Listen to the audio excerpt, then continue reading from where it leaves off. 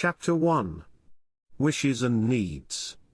To find out how we can advance our happiness, we must first identify what it is and how it comes about. We may begin this venture by observing how we experience happiness.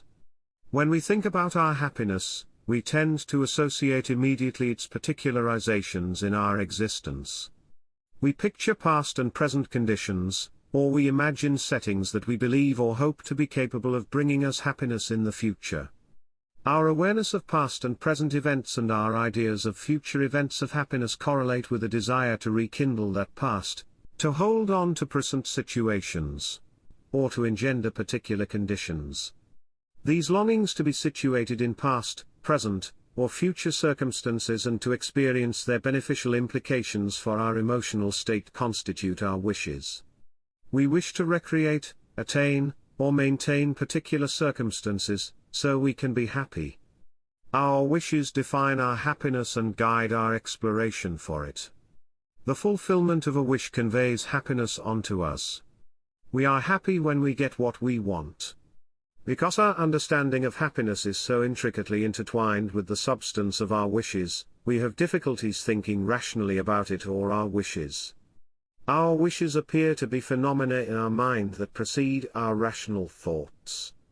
They appear to be emotional incidents, urges that appear to exist independently of what we think about them. We may apply rational considerations to help in their definition and advancement. But even if we find rational reasons why we should not give in to particular wishes, they still tend to persist.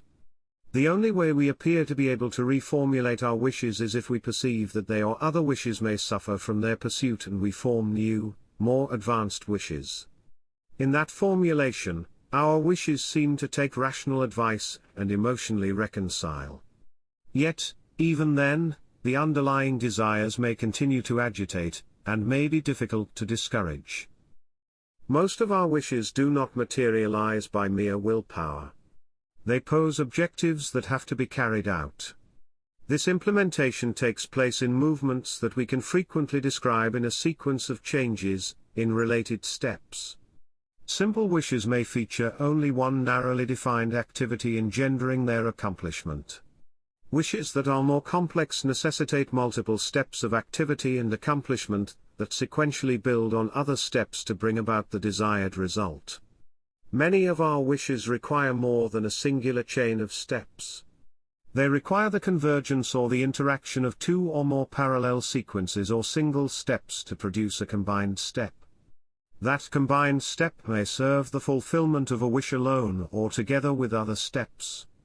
All steps involved in building to the fulfillment of a wish are means in its accomplishment. We may describe these constructive means as subordinated steps in a strategy to reach its ulterior objective. Because each such means is a step toward an ulterior objective, the accomplishment of each means also forms an objective. When we consider subordinated steps helpful or necessary to reach a desired result, they become subsidiary objects of our desire. Each means to the ulterior objective of a wish is the subject of a subordinated wish. Our desire attaches to them because they enable the fulfillment of our ulterior wishes. Because subordinated objectives form auxiliary targets of our desire, their attainment instills us with increments of happiness as well. Yet even ulterior wishes tend to attend additional purposes. Consequently, ulterior and subordinated wishes appear to be similar in their functionalities and emotional effects. Our characterization of the subject of a wish as a means or as an objective depends on whether we focus on it as a target, or as an instrument for another target. Observing how wishes are positioned in our life as motivations for means and objectives gives us some information about their workings. But it does not inform us much about their nature, the source of their motivation, or even about the motivation we sense. The immediate, emotional, demanding character of our wishes causes us to focus our inquiries regarding happiness mostly on questions about the objects or events that can make us happy, on technical concerns of their fulfillment. We preoccupy ourselves with concerns of how we or others should behave or what we or they should possess or be able to effect to meet the claims of our wishes. Wishes strike us mostly as topical demands. This prompts us to deal with them in a disjointed manner. Their impulsive quality may instruct us to behave in manners that may not be to our advantage. Our mind is continually flooded by an abundance of wishes that might not be reconciled. Before we can improve our happiness, we must learn how they affect our happiness by themselves and in correlation with one another. To judge our wishes competently, we have to inquire deeper into them and ask where they originate, why we have them, and what they do to us. To find the answers to these questions, we might envisage our existence without the fulfillment of our wishes. Without the fulfillment of wishes, we would be without happiness, we would be unhappy. Because our wishes are instruments for our happiness, the enjoyment of our existence is negatively affected by a failure to fulfill our wishes. More than that, we find that if all our wishes would carry on unfulfilled, we could not exist. Thus, at least some of our wishes have to be of existential importance. But not all our wishes are existential in the manner that our existence depends on each of them. Many subordinated wishes may fail without serious repercussions on our existence. If a wish fails, we may reapply the same strategy in hope for better circumstances. We may also formulate a different strategy that is set to avoid the repetition of a previous failure. We may engage several identical or disparate sequences of subordinated purposes simultaneously or successively to pursue the same objective. As long as some attempt succeeds in timely fulfilling an existential wish, a failure of subordinated wishes would not appear to be existential. The only exception would occur if parallel, repeat, or alternative tries would strain our resources or otherwise damage our future chances of fulfilling the same or other existential wishes. Existential wishes are not optional or interchangeable with other strategies because their fulfillment is necessary to secure our existence. An instinctive command urges us to pursue and satisfy them as objectives in themselves, as ultimate wishes. The compelling and general nature of these demands gives them the quality of needs. We may call needs that directly concentrate on the physical aspects of survival our survival needs. Some of these needs seem to be limited to our individual survival. Our individual survival is predicated on the suitable supply of oxygen, food, water, exercise, and sleep. We depend on controlled pressure, gravity, and radiation, including visible and invisible light and temperature. More generally, we require corporeal integrity and surroundings that assist and do not interfere with it. Beyond representing an ultimate wish on their own, all these needs seem to constitute or to support a principal need for individual survival for which they form necessary instruments. We may designate these needs and the principal need they attend individual survival needs. We can further differentiate needs that constitute or support a principal need to provide for the survival of our species. Among these are the needs to reproduce, to raise progeny, and to protect and support individuals we view as our kind. We may call these needs and the principal need they constitute our collective survival needs. These needs may appear selfless. Yet, through their pursuit, we are following a genuine individual interest that is founded in the desire to have our essence survive and proliferate. We may define this essence narrowly as our genetic or acquired particularities or more broadly on the basis of commonalities we share with other or even all humans. We traditionally identify the strength of our essence in others by how similar they are to us. Historically, our principal criteria to ascertain similarity have been behavior and appearance. We have been sensitive to distinctions despite prodigious evidence of commonality.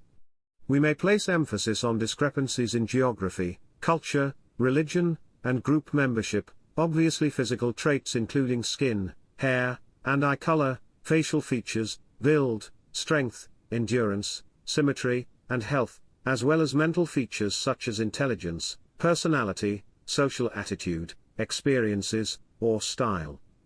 Any of these distinctions may make it difficult for us to confer protection and support onto other humans. An exclusion from our care may move in gradations depending on the perceived significance of distinguishing marks.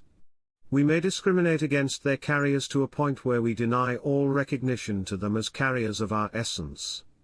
We may not only deny them our assistance.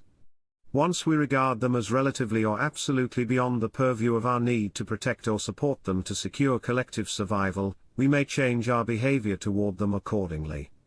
We may feel free to actively damage them in the pursuit of our needs, including through their exploitation as resources or their exclusion or even elimination as obstacles or rivals.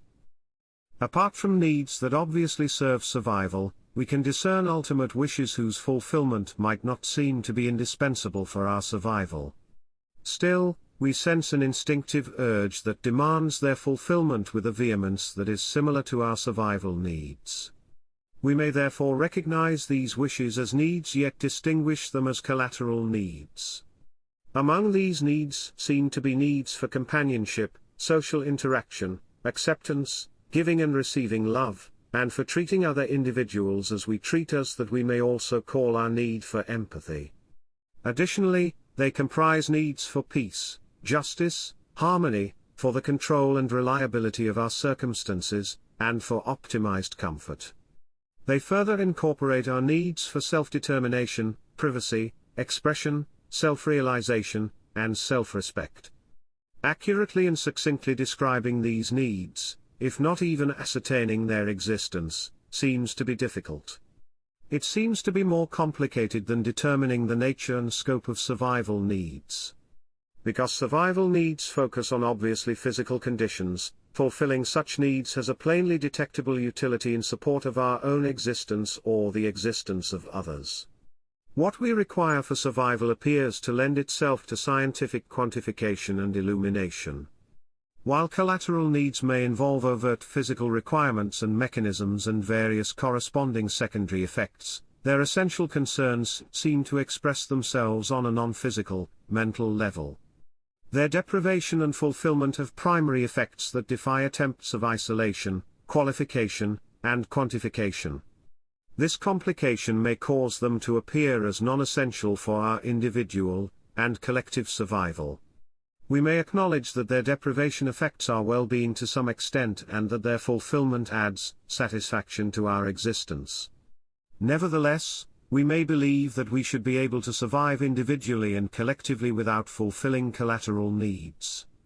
We may regard them as luxuries or even as nuisances that disturb our peace with overwrought demands. This may lead us to believe that we can do well or even better without satisfying them. We may consider them options that we can curb or reject without serious import. We are particularly prone to develop this attitude regarding collateral needs that we struggle or are unable to fulfill. We may discredit what resists us or what we cannot have.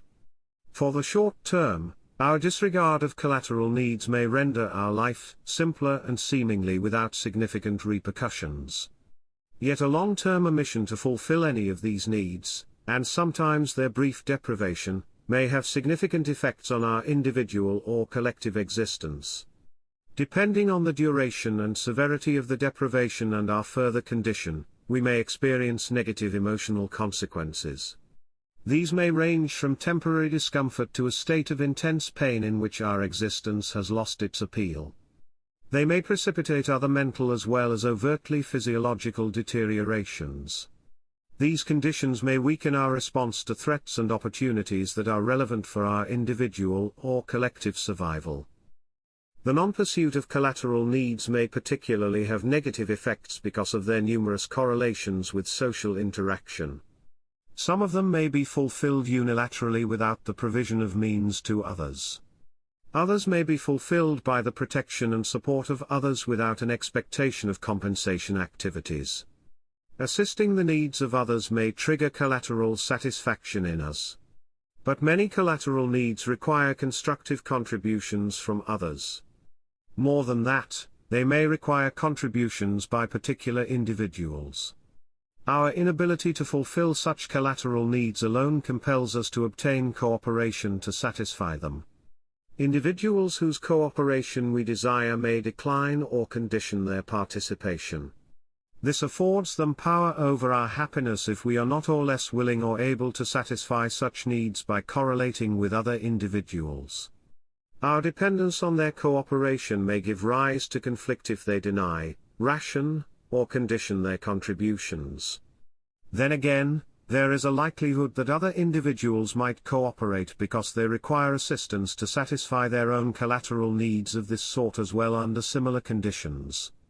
Unless they are satisfied or committed to reaching satisfaction in a relationship that requires exclusivity, they might be interested in an exchange relationship. The social context of collateral needs is intensified because some derive essential means from the pursuit of collateral or survival needs by others. They require that others pursue needs in a direct exchange, by themselves, or in connection with third parties. These dependencies may create close mechanisms of mutuality. Regardless of how firm the dependence of collateral needs that necessitate cooperation from others is, they are vulnerable to disturbances. But such settings may also often possess some resilience against dysfunction. The desire to fulfill collateral needs through the cooperation by others may prompt individuals to make advances even if their intended cooperation partners do not currently reciprocate. Together with the protection or provision of means without an expectation of return, this advance may hold the potential of constraining deficiencies of mutuality, and of aiding to repair them. Only, such investments may cease if benefactors comprehend that recipients hinder, damage or jeopardize the pursuit or fulfillment of benefactors' needs to an extent that renders further investments unattractive. Such a determination may be hastened if benefactors have the opportunity to attain superior satisfaction of their collateral needs through other sources. The threat of benefit withdrawal incentivizes recipients to care for the collateral pursuits of their benefactors. The dependencies of many collateral needs and the threats non-cooperation produces encourage the establishment of social structures, processes, and conventions that protect the fulfillment of collateral needs through mutuality, and the creation of a joint undertaking that covers all collateral needs. A failure to participate in the pursuit of collateral needs in conformance with such arrangements can have extensive adverse consequences for a violator. The pursuit of collateral needs and the mechanisms of care they promote can provide essential or helpful assistance for individual and collective survival.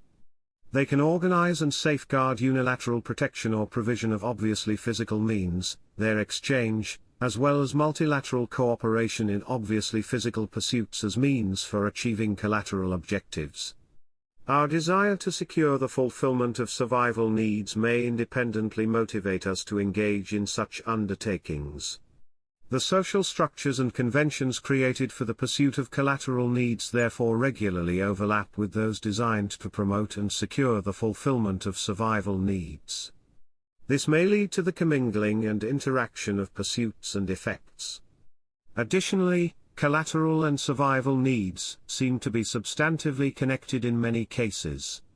The failure to socially pursue collateral needs may then have significant repercussions on the capability of individuals to satisfy their survival needs, and the reverse is also true. Collective survival needs appear particularly susceptible to this interdependence because they intrinsically require cooperation, or are directed toward cooperation. Their extensive correspondence with collateral needs may cause collective survival needs to be particularly affected by disturbances in the pursuit of collateral needs. Individuals who are frustrated in their pursuit of collateral needs and suppress such pursuits to reduce their unhappiness may abstain from engaging in tasks necessary for collective survival because the manner of pursuit and the motivations of the underlying needs are narrowly intertwined with collateral needs. That might even happen if collateral frustration does not arise from participants in collective survival pursuits or individuals with the potential of pursuing collective survival needs. The resulting denial of cooperation may disrupt social interaction that is necessary to secure our species' survival by a mere failure to engage in such an interaction. But a frustration of collateral needs may also be vented by behavior that actively damages collective survival. This destructive demeanor, by itself or by the conflict it incites, may become so effective and so widespread that it devastates or eliminates parts or all of humanity. Short of that, collective survival mechanisms may become so weakened by nonfeasance or malfeasance that humanity or segments of it may decline or expire without any other causes, or might be damaged by or succumb to external causes that otherwise could be repelled or survived. A failure to satisfy collateral needs seems to have a lesser effect on individual survival needs. Frustrations of our collateral needs may weaken our resolve and our resilience to pursue our individual survival needs, similar to how they might affect our collective survival needs. In extreme cases, such frustrations may make us lash out against other individuals or ourselves, or to cease our pursuits of individual survival needs. However, those needs appear to be intrinsically much less dependent on cooperation by others. Our collateral needs seem less likely to directly affect our capacity to engage in overt physical pursuits to obtain overt physical means for our individual survival. Similarly, our failure to cater to the collateral needs of others may only insignificantly affect our ability to satisfy our overt physical pursuits. We may find sufficient counterparts in the pursuits of our individual survival needs who are willing to deal with us on a level purely concerned with obviously physical matters. It appears possible to create modes of interaction where disturbances caused by collateral pursuits would have only an attenuated effect on the pursuit of our individual survival needs, if any effect at all. Even where the pursuits of survival needs and of collateral needs overlap, the damage might be limited, although we might have to sacrifice the benefits of collateral motivations for cooperative pursuits. It even seems possible to survive without any social interaction once we leave childhood disabilities and dependencies behind. Then again, that separation may be difficult to realize if we live in an interconnected world where we regularly rely on others for the fulfillment of individual survival needs. A large portion of our obviously physical dealings may not be directly subject to collateral aspects. Nevertheless, the frustration of collateral needs might affect the capability or the willingness of individuals on whose contributions we rely to provide necessary or helpful goods and services.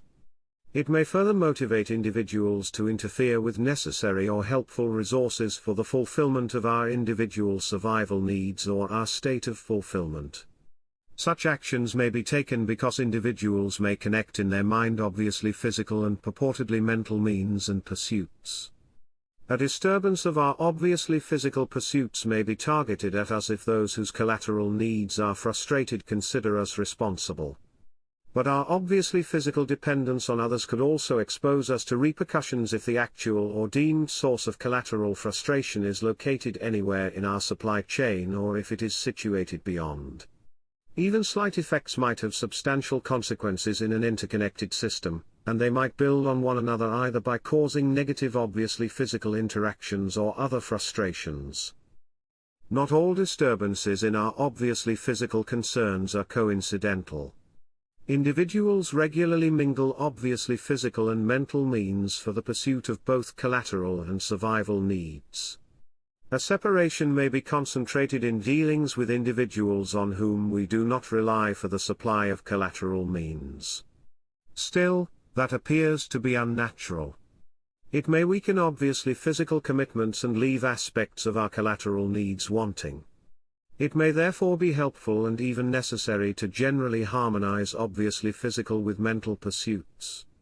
The artificial and unsustainable character of separating these pursuits becomes particularly clear when we consider our inability to separate obviously physical and mental aspects within the same need.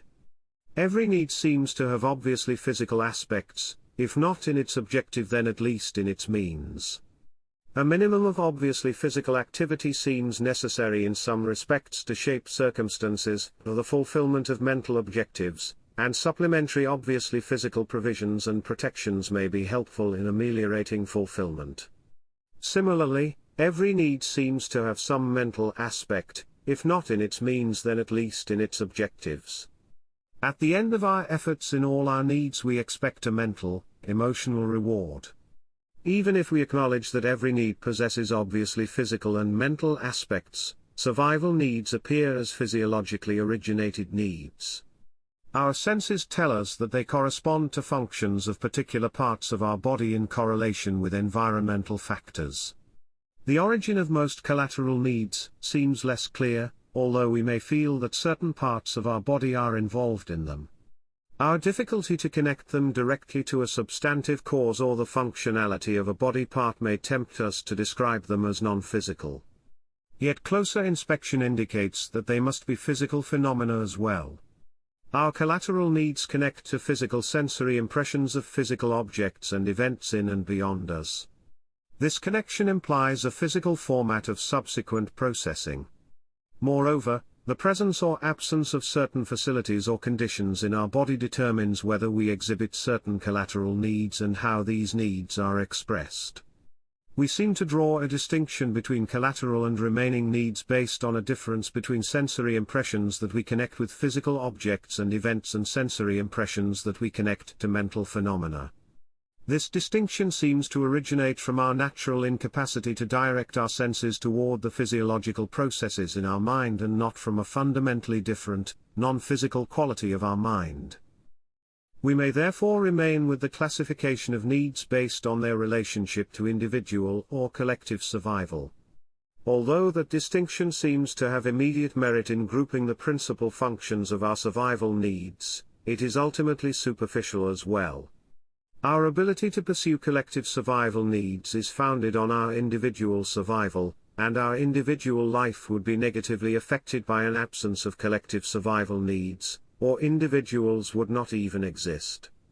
The distinction provides even less assistance in the area of collateral needs because most of these do not appear to distinguish in this way. Its import is further diminished by a variety of interchanges occurring among all types of needs. Effects of collateral needs on individual survival needs may bear on collective survival needs. Effects of collateral needs on collective survival needs may have an impact on our individual survival needs. Beyond effects by collateral needs on our individual and collective survival needs, we can also detect the reverse. Additional correlations can be found between individual and collective survival needs and between the individual and collective aspects of collateral needs. Finally, our undertakings for needs in each of these categories may have effects on the pursuit of other needs in that same category. Accordingly, there does not appear to be any limit to the variety and spread of interchanges among all kinds of pursuits. Nevertheless, we may regard the ubiquitous presence of collateral needs combined with the resistance of most of them to immediate categorization, and a definition that shows them to be in support of our individual or collective survival as particularly problematic. We may believe that they pose a threat of disturbances for the pursuit of our individual and collective survival needs that exceeds the level of a mere nuisance. Even if we concede that survival needs may as well influence one another in detrimental ways, we may view that to be a necessary trade-off because all of these needs are necessary to secure human survival. We may argue that the relationship of survival needs should not present a great problem because it has been perfected since the beginning of life. We may view many or all collateral needs as comparatively recent developments that cause particular volatility for the formation, spread, and expansion of disturbances. They do not appear to be as accessible to reason or clearly bound to the same purpose as survival needs. Their complex, surreptitious, and frequently interwoven character raises the risk that disturbances might arise and circulate without effective containment. Their negative effects may not be easily discerned because they might accumulate in small and diverse increments, develop over time, or become revolving and increasing causes for one another. This may make the arrest or the reversal of negative developments difficult. We might conclude that their troublesome potential makes them burdens from which we have to liberate ourselves. We may also be of the opinion that such hindrances are largely or entirely unnecessary. References to life forms that are successful in their individual and collective survival without any or most of our collateral needs or with simplified versions of them appear to support that view. Arguably, all positive motivations to secure human survival that are conferred by collateral needs can arise from survival needs as well. It might therefore seem that we could improve our happiness if we abolished or simplified our collateral needs because we would reduce our risk of failure. Nevertheless, when we inspect our collateral needs, we can discern a constructive function of every need for us individually and as a species. Unilateral pursuits of collateral needs can protect and support the fulfillment of survival needs for others. Moreover, the pursuit and satisfaction of interactive collateral needs can generate incentives, organizational structures, and procedures for unilateral and for mutual protection and support that can not only fortify but also broaden and deepen our activities on behalf of our survival needs. The resulting effectiveness, efficiency, and resiliency may assist us to overcome adversities and provide a crucial edge in securing survival. The development of collateral needs and their relative advantages can be traced in related species of lesser advancement.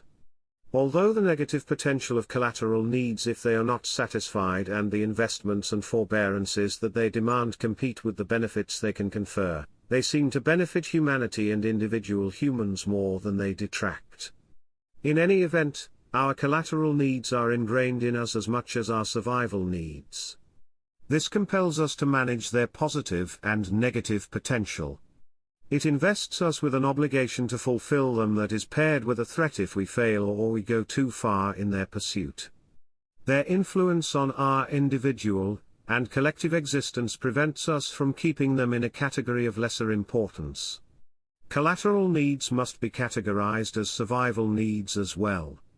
In acknowledgement of this fact, we may refer to what we previously termed survival needs as basic survival needs. To signify the combined importance of basic survival needs and collateral needs, we refer to them as existential needs. The pursuit of collateral needs may not only markedly increase our chances of survival in terms of a bare continuation of our existence. They also have the capacity and the tendency to render that existence more secure and less arduous. They assist us in forming a buffer of means and strategies that can improve our management of existential threats and challenges. Yet even our basic needs for individual and collective survival incorporate that aspect. We try to reach a level of existence that avails us and our kind of more than a minimum level of survival. We do not merely want to exist. We want to thrive as well. We want to increase and maximize the fulfillment of our needs. With this additional purpose of our existential needs, they present themselves as needs for individual and collective survival and thriving. Now that we comprehend the basic classes and underlying purposes and effects of our needs, we can turn our attention to our experience of their function. The irresistible character of our needs coerces us to act upon their command. We pursue their impulses because we feel a longing to make them cease. We experience them as emotional discontent. The unpleasant character of the upheaval they cause motivates us to take action that appeases them by meeting their requirements. We may characterize needs by our refutation of their disturbance. We may describe them in terms of our struggle to escape unsettling, irritating, or more painful conditions. We may also brand them by the relief we sense in their resolution and by our attachment to the related objects and events. Defining our needs in positive and negative terms begins to contour our motivations, our underlying concerns and hopes, the extent of potential we seek to bridge. It becomes clear that we pursue the fulfillment of our needs for two related purposes. We try to avoid or escape from circumstances we perceive as painful and to reach or maintain a state of affairs we regard as pleasant. The relation of these two categories differentiates them as the beginning and end points for our drive to satisfy our needs. Our movement between them can be described as a sequence of steps by which we leave pain behind and approach pleasure. Our struggles for the fulfillment of our needs are marked by our movements in a spectrum from pain toward pleasure. We are happy when we avoid or escape from pain and obtain or maintain pleasure. Pain and pleasure are our basic motivations for seeking happiness. It appears that the absence of pain and presence of pleasure represents our ideal of happiness. Conversely, the presence of pain and an absence of pleasure seems to epitomize unhappiness. Thus, happiness can be equated with pleasure, and pain with unhappiness. The ability to build strategies for the satisfaction of our needs occurs on several levels. In their most rudimentary experience of pain and pleasure, life forms react to the immediate sensory experiences of pain and pleasure without foresight or recollection of the same or the opposing type of sensory condition. The immediacy of pain and pleasure informs us whether we are in a state that damages or benefits us. If we could not foresee or recall pleasurable events in a condition of pain, pain would seem to be the sole motivator to improve our chances of survival and thriving. We could only react by fleeing or dismantling causes of pain. If we find ourselves in circumstances that create pleasure, these motivations cease. Pleasure does not seem to generate a motivation of its own in the immediacy of its sensation. We cannot develop a motivation to sustain conditions of fulfillment if we do not have a memory of pain. Once we are in a state of pleasure, its momentary impression motivates us to cease activities of pursuit until a painful state re-emerges. Further, without its memory, pleasure cannot be a motivator in the formulation of our wishes in a state of deficiency. The rudimentary duality of repulsion from a state of pain resulting in activity and of satisfaction and rest in a state of pleasure serves organisms well as a simple guidance scheme. Even inactivity upon pleasure may have its merits because it creates efficiency by conserving energy and because it forestalls organisms from leaving or destroying a conducive situation. Still, an existence where we blindly run into pain and pleasure and react only in the moment does not provide the most effective or efficient direction. As important as information of pain and pleasure might be, it is of incomplete benefit. The efficiency of sensing pain and pleasure becomes vastly enhanced if we can avoid incidents that damage the fulfillment of our needs, and if we can seek incidents that have positive effects. These adjuncts to pain and pleasure represent the ability to anticipate pain and pleasure. With respect to pain, we call its anticipation fear. The anticipation of pleasure is desire. Fear and desire enrich the mechanism of our wishes beyond an immediate reflex to exposure. When we fear, we appear to be repulsed by future circumstances we imagine to cause pain. When we desire, we appear to be attracted to future circumstances we imagine to cause pleasure. We can presently sense a shadow of the pain or pleasure we expect from circumstances we anticipate. We might be under the impression that when we fear or desire we make future pain or pleasure present. Yet, in fact, we are drawing on experiences of pain and pleasure and project them into the future. Together with the transposition of past factual circumstances, we transfer emotional impressions that were connected to the samples from which we draw. Fear and desire appear to require a higher developed mental capacity because they involve recollection and projection of painful or pleasurable results. But fear and desire do not seem to be limited to individual learning about elements of painful and pleasurable events and the application of that knowledge to subsequent occurrences that bear similarity to elements of these former events. Even relatively basic life forms that cannot individually build anticipations from memories seem to possess modes of fear and desire. They may avoid painful situations before their painful impact comes to pass. They may further be able to seek pleasurable circumstances or to maintain such circumstances. In these life forms, fear or desire seem to be instilled by an automatic emotional response that is based on genetic development. Experiences of pain and pleasure may instigate or influence the formation of genetic material. They may install a genetic memory of past events or patterns of events and a program that executes at the sign of partial congruence of indicators with such genetic memory. Then again, developments that instill fear or desire might not be the result of experiences. Rather, they might be the result of variations whose development is inherently programmed in genetic mechanisms or is formed by environmental influences that are unrelated to causes of pain or pleasure. The motivating experiences of pain or pleasure that were selected by these mutations may make it appear as if the mutations were developed in reaction to painful or pleasurable experiences. Such a semblance may be intensified because coincidental mutations may overlay with experience-based mutations as well as projections arising from experiences during an individual's life. The combination of these factors may cause some individuals and species to react more appropriately to threats or to opportunities than others, favoring the survival of them and their reaction modes. The developmental history of humans makes them continuing carriers for genetic sources of fear and of desire. These sources may be modulated or supplemented by experiences of individuals during their lifetime.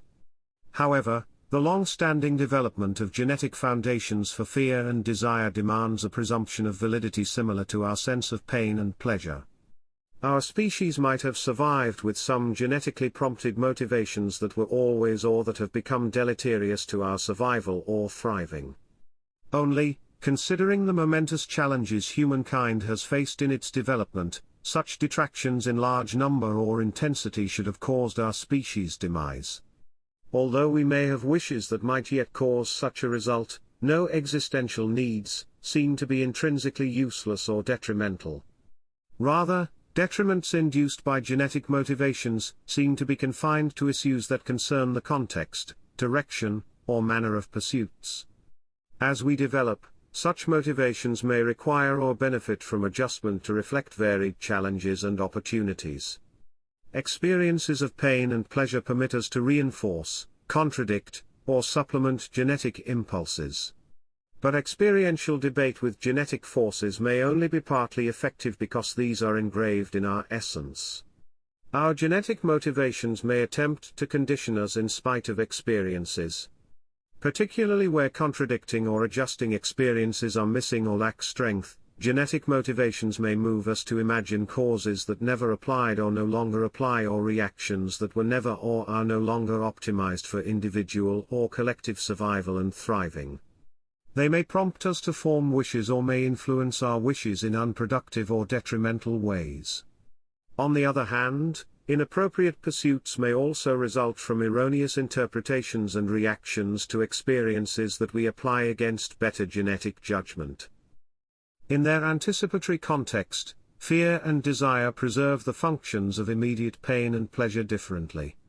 Fear forms an extension of past or present pain as anticipated pain.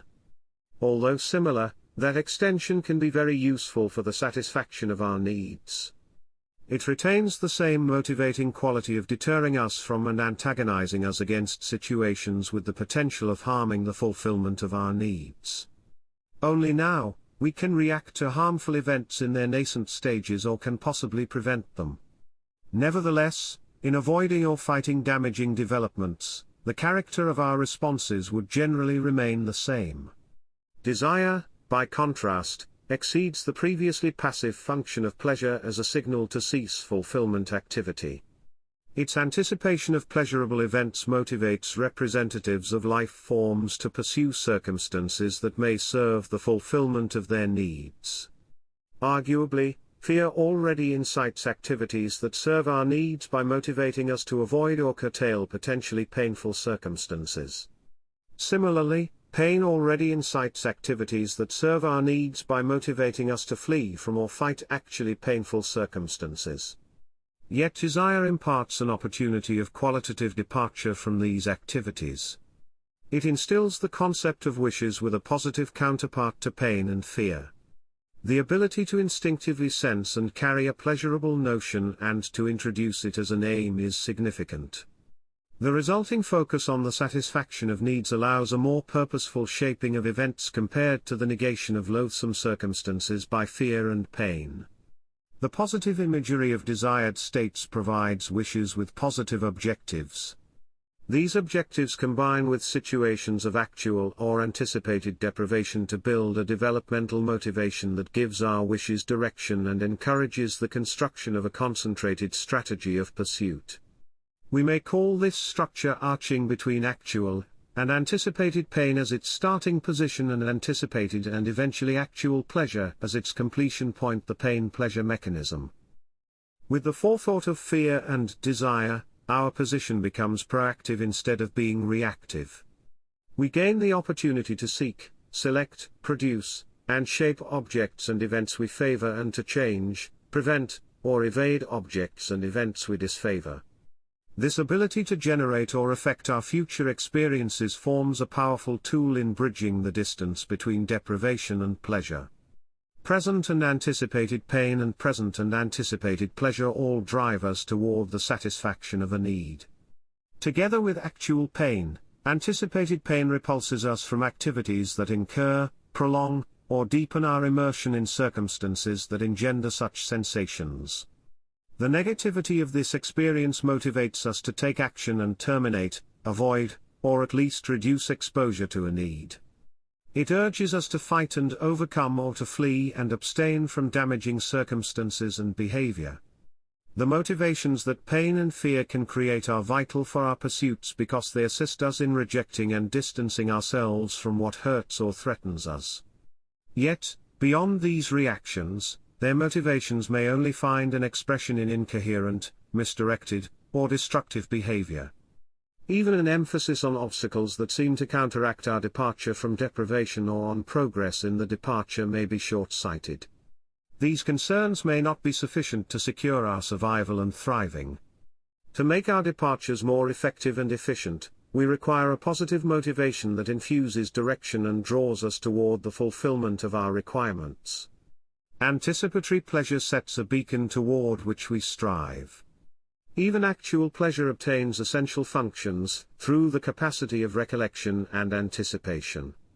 By rewarding us, it generates positive reinforcement for our anticipation and pursuit of pleasure. Its memory can function as reference point for anticipations, and it can contrast and therewith assist to define actual or anticipated pain. Particularly, a current experience of a pleasurable condition constitutes a necessary element for developing a fear of losing it. Although notions of pain and pleasure, as well as their anticipatory aspects, stand diametrically opposed to each other, pain and fear push us toward happiness and combine with the pull of pleasure and desire. We regularly sense these opposites contemporaneously in the formulation of our wishes. When we aspire toward the fulfillment of a need, we feel the pain of a present deprivation and the anticipation of pleasure. Our unmet desire intensifies our pain because it emphasizes the discrepancy of our current state. We further fear the experience of additional pain until we meet our desire and the uncertainty of obtaining satisfaction. By anticipating the pleasure of fulfillment, we also sense a positive emotion. We perceive an attraction to the anticipated pleasure to be generated by the fulfillment of a wish and to the anticipated relief of our pain and fear. If we presently enjoy the pleasure of fulfillment, that emotional condition and the desire to sustain its presence are paired with fear that the continuation of pleasure might fail, if we believe that to be possible. We fear that we might be exposed to the pain of deprivation and the pain of struggling to regain fulfillment. That fear enables desire to maintain the present fulfillment of a need, giving rise to a potent amalgamated motivation. In the resulting wish to maintain happiness, we sense the pleasure of fulfillment and anticipation of its persistence, but we also fear the pain of its absence. We may then conclude that in both the state of deprivation and the state of fulfillment, our awareness encompasses pain and pleasure either as existing or as a potential. We inexorably feel the presence of one state, and the anticipation of the other. In either state, we experience the contrast between what is and what is not and our emotional attraction or repulsion regarding these states. Thus, every wish is motivated by our perception of both pain and pleasure. To occur, a wish has to encompass a differential between the current and an imagined state. We are incapable perceiving a state as better unless we conceive of another state as worse. We cannot imagine the relief of fulfillment without the actual or deemed deprivation of a need. Every wish by its nature entails a movement from a position that is closer to pain to a position that is closer to pleasure. Our wishes are created by, exist in, and represent the discrepancy between these 2 points. The urgency of a wish is defined by the distance between the situations of pain and pleasure represented in a wish. It would appear that we are incessantly subjected to our wishes. At any time, we are in one of the 2 states that give rise to them. We are either repulsed by our present state and attracted to an anticipated state, or we are attracted to a present state, and repulsed from an anticipated state. Our wishes preoccupy us with desired or feared change. This state of mind gives rise to a restless existence that immerses us in a never-ending succession of wishes. Our wishes regularly occur in multiple contemporaneous pursuits of different and possibly the same needs. Although our principal needs for individual or collective survival and thriving are supported by subordinated existential needs, these principal needs do not necessarily impress us as leading motivators. Needs whose pursuit advances them are incentivized by their own immediate concerns and rewards. The emotional objective of each need is its own satisfaction.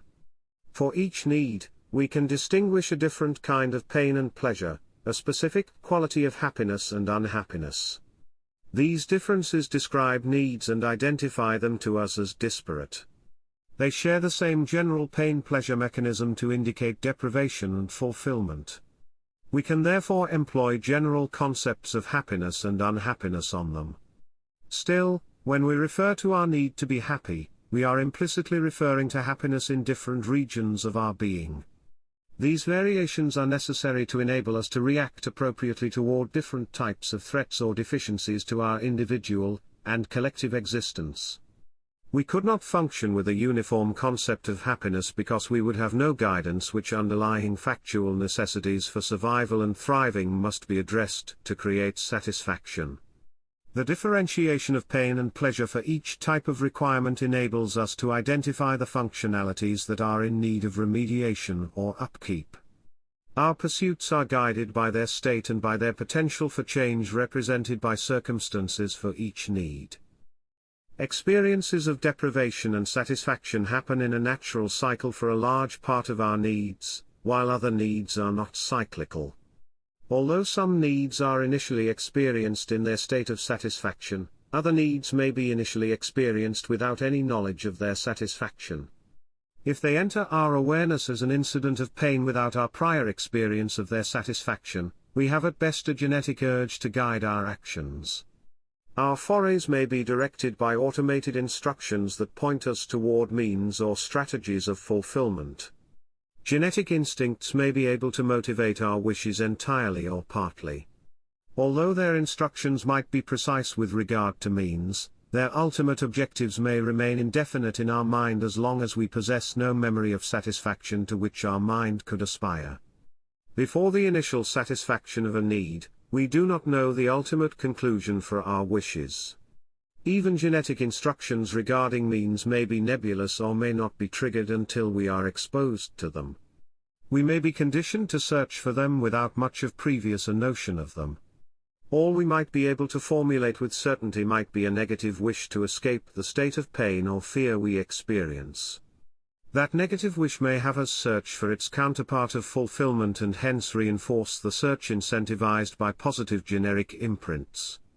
Apart from that, we may learn from examples or instructions by others.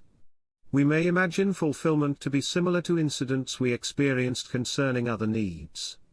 Notwithstanding, until the differential between pain and pleasure gains definition by experiencing it for a need, its emotional push and pull will not have been appropriately expressed. Even if we have access to technical information, we cannot be sure that sequences we formulate will cause fulfillment.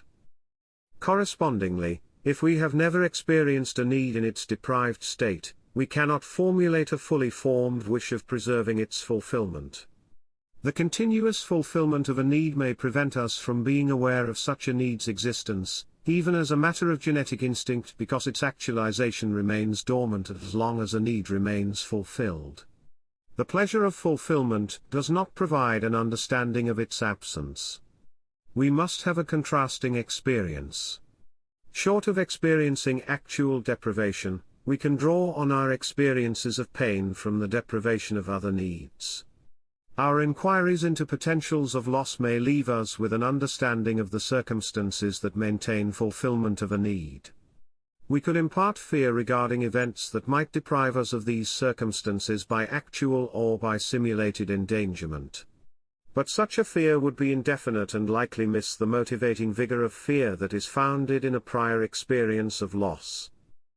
The dichotomy between pain and pleasure may grant us an idea of the general mechanism, at the foundation of our needs.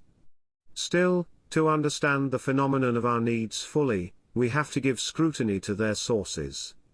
As we embark on that exploration, we are confronted by the question how we apply the term need. It appears to incorporate several aspects that we appear to combine in common usage. We can describe a need as a deficiency of means that we require to survive or thrive, thus describing the objective causes for a need. In addition, we use the term to describe our awareness of a deficiency.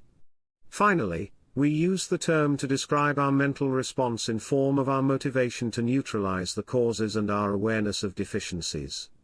While we can distinguish among these three aspects of cause, awareness, and reaction, our usage of need commonly encompasses all these aspects. That may be so because these three aspects form parts of an automatic process in which they are naturally linked. Circumstances of actual and of potential deprivation involuntarily prompt our awareness of these circumstances, which involuntarily triggers the urge to address them. All our needs impress us as such involuntary phenomena.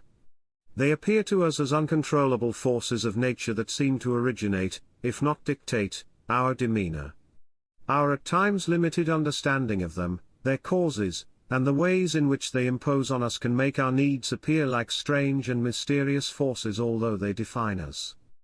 Because we come across our needs as involuntary sensory phenomena that trigger involuntary responses, we are describing them as forces that move us, as emotions.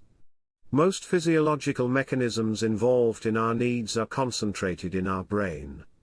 It is largely the site that processes sensory information into emotional reactions. It generates pain, fear, pleasure, and desire from sensory impressions.